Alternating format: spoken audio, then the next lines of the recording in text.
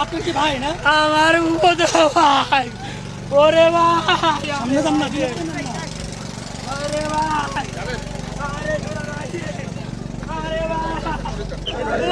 এখনো পর্যন্ত বন্ধুরা গত সারা রাতের ধকল শেষে এই দৌলতদিয়ার ৩ নম্বর ফেরিঘাটটি একেবারে ধ্বংসস্তূপে পরিণত হয়েছে। আপনারা দেখতেই পাচ্ছেন ক্যামেরার সাহায্যে।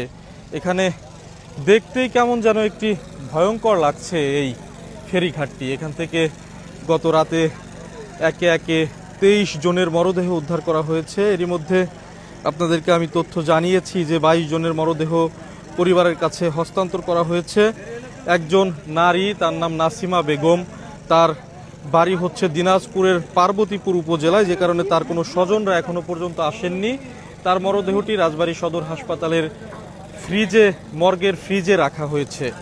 আপনারা দেখতে পাচ্ছেন এখানে এখনো পর্যন্ত পুলিশের সদস্যরা রয়েছে। আমি দেখলাম যে বিমান বাহিনীর সদস্যরা এখানে রয়েছেন। ফায়ার সার্ভিসের ডুবুরি দল এখানে এখনো পর্যন্ত তারা উদ্ধার তৎপরতা চালাচ্ছেন।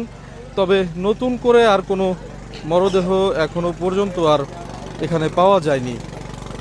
আপনাদেরকে আমি একটু দেখাতে চাই ক্যামেরার সাহায্যে। আপনারা দেখুন ফায়ার সার্ভিসের ডুবুরি ইউনিট তারা কিন্তু এখনও এখানে উদ্ধার তৎপরতা চালাচ্ছে। এটা একজন, বন্ধুরা আপনারা দেখতে পাচ্ছেন যে একটি মরদেহ একেবারে আমাদের সামনেই কিন্তু এখন পাওয়া গেছে। বন্ধুরা দেখুন,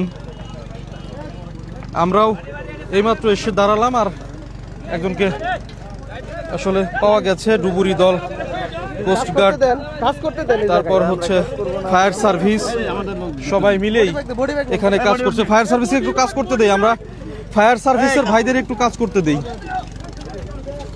বন্ধুরা একেবারে আমাদের সামনেই ঠিক এই মুহূর্তে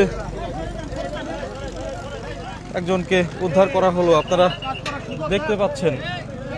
অর্থাৎ বোঝাই যাচ্ছে যে এখনো পর্যন্ত কিন্তু এই নদীতে বা এখানে আরও মরদেহ রয়েছে। গতকাল বিকেল 4:45টার দিকে এখানে দৌলতদিয়ার এই ৩ নম্বর ফেরিঘাটে সৌহার্দ্য পরিবহনের একটি যাত্রীবাহী বাস, সেই বাসটি ফেরিতে ওঠার সময় বাসটি নিয়ন্ত্রণ হারিয়ে একেবারে পদ্মা নদীতে ডুবে যায়। 50 জনেরও